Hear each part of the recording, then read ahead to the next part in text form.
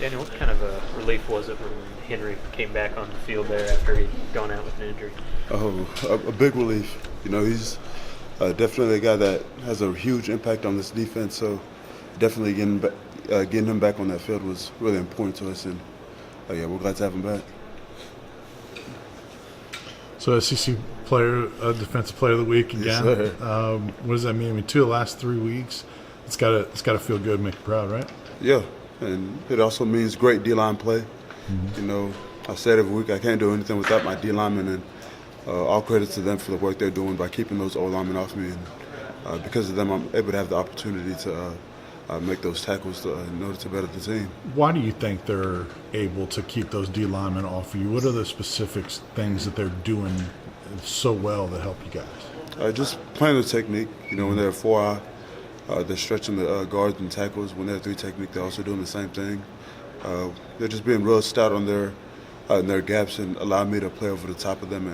And they're just taking in 2 O-linemen, so they're doing a really good job of just being stout and strong in their gaps. JJ came in for both you and Henry at points during the game. How did JJ Peterson do? He did good. He came in and played 2 different positions, so that's definitely something that he brings to the table each and every week. So we're definitely glad to have JJ there because he's a really good young talent. How has he grown and progressed? A lot of people expected him to come in and be instant impact, but last year was kind of tough for him.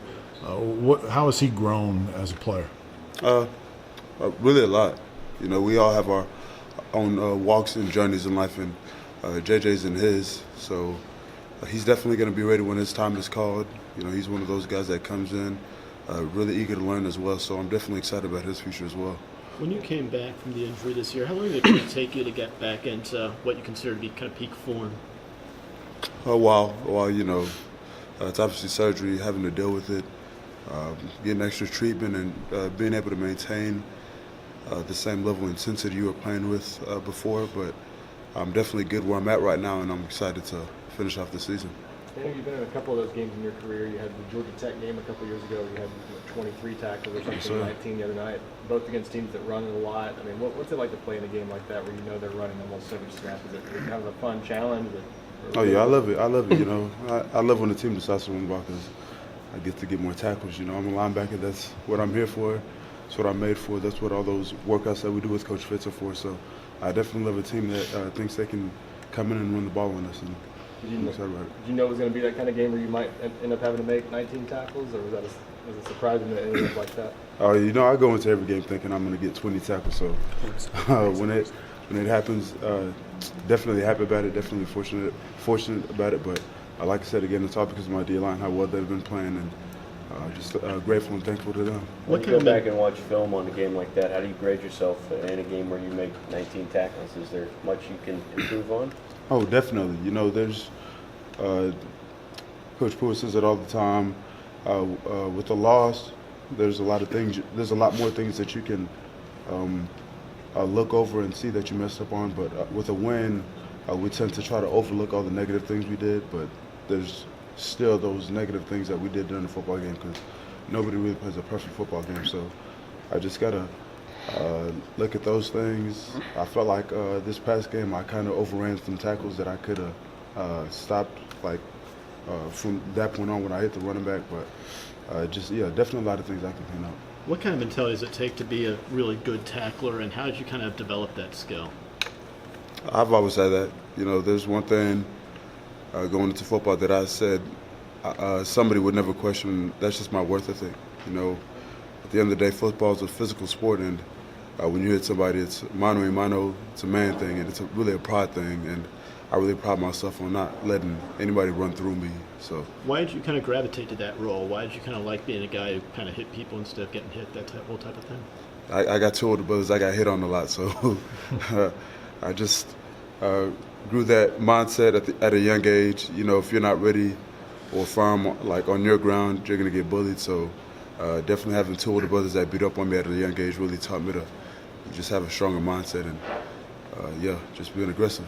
How old were you when you started being able to fight back and kind of get your licks in? I'd say it's like my freshman year. My brother, Ryan, he's into a lot of kickboxing, so Still to this day, I still don't think I can beat him because he's so good. But yeah, I was at my freshman year when I really started competing with them boys. How much older are they than you? Randy is like 9 years, and Roland, my second older brother, he's like 3 years older than me. So I think I got him now.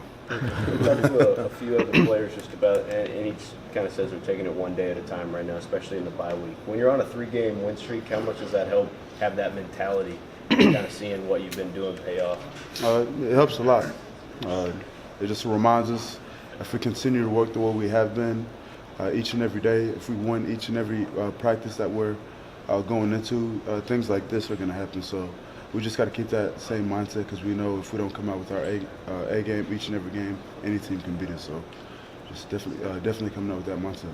Daniel, I know it's not your focus, but Darryl Taylor accepted an invitation to the Senior Bowl, and you're on the watch list.